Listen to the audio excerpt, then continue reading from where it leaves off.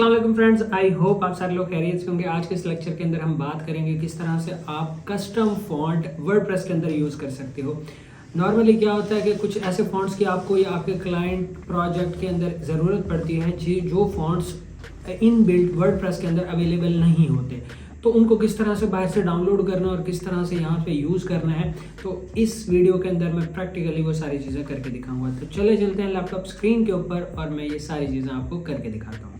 तो हम आ चुके हैं लैपटॉप स्क्रीन के ऊपर। यहाँ पे सिंपल आपने डैशबोर्ड के अंदर आना और यहाँ से हमें एक प्लगइन इंस्टॉल करना है जिसका नाम है कस्टम फॉन्ट्स।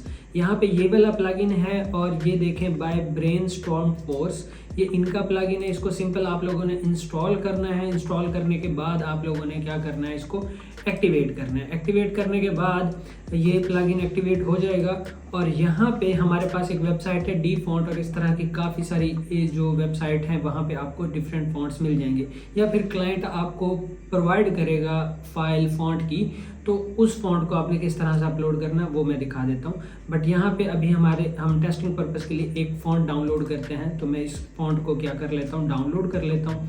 तो यहाँ पे हमारे पास फॉन्ट जो है वो डाउनलोड हो चुका है। इसको मैं क्या करता हूँ, सबसे पहले आप लोगों ने इसको अनपैक करना है, राइट। अनपैक करने के बाद इस तरह से कुछ फाइल्स होंगे और यहाँ पे आपके पास OTF या TTF की फाइल होगी इस तरह से।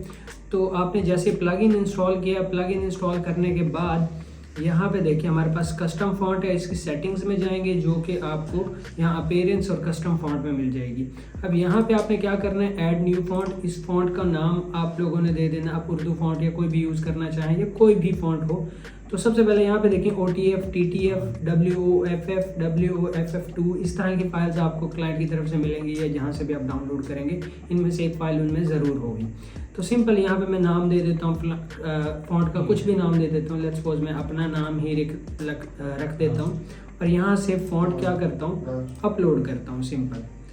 तो यहाँ पे हम आ गए ये पैकेज और यहाँ पे देखिए OTF फाइल हमारे पास मौजूद है। तो ये मैंने अपलोड कर दी। अपलोड करने के बाद यूज़ फॉन्ट क्लिक किया और यहाँ पे देखें ये हमारे पास फॉन्ट आ गया। इसको मैं क्या कर लेता हूँ, सेव कर लेता हूँ सिंपल। अब ये वाला फॉन्ट हमारी वर्डप्रेस के अंदर इंस्टॉल हो चुका है।